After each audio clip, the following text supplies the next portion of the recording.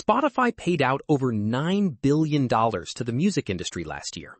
So why do most artists earn less than a penny per stream? And why does a company pulling in $15 billion a year still struggle to turn a profit? The answer is one of the most clever and most ruthless business models ever built. In the next 7 minutes, you'll understand exactly how Spotify makes its money, why it barely makes any, and what that reveals about every subscription business on the planet. Here's the number that breaks everyone's brain. Spotify makes around $15 billion a year in revenue. That's more than the entire global recorded music industry made in the year Spotify launched. So where does all that money go? To understand Spotify, you have to split it into two businesses that look identical but are exact opposites. There's the side everyone sees, the listeners, and there's the side that actually makes it valuable, the data. About 88% of Spotify's revenue comes from one thing, subscriptions.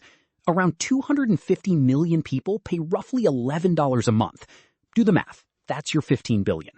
But here's the catch. Spotify doesn't make the music. It has to pay for almost every song you hear, and the deal it signed to get that music is brutal.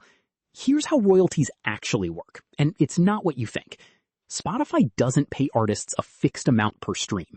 There's no penny per play. Instead, all the money goes into one giant pot, and that pot is divided up based on market share.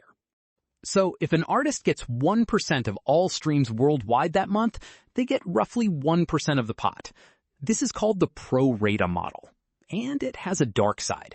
The biggest artists and labels take the lion's share, while the long tail of smaller artists fights over scraps. 1 billion streams sounds like a fortune. For many independent artists, it's barely a living wage. The other 12% of revenue comes from free users who listen to ads. And this is strategic, not accidental. Spotify uses the free tier as a funnel. Let people in for free, get them hooked, then convert them to paying subscribers. Roughly 60% of paying members started on the free tier. The free users are bait. The paying users are the catch.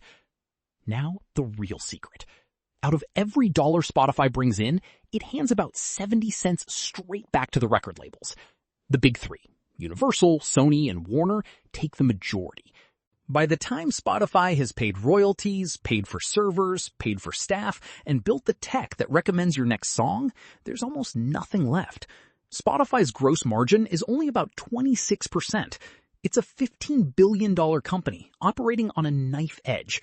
So why is it worth tens of billions of dollars? Because investors aren't buying today's profit. They're buying the bet that one day Spotify will own the relationship with 500 million paying subscribers, and that when it does, every extra point of margin will be worth a fortune.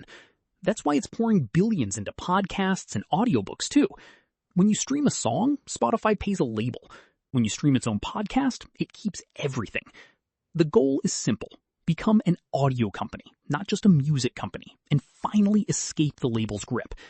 Here's the lesson for every business, including yours.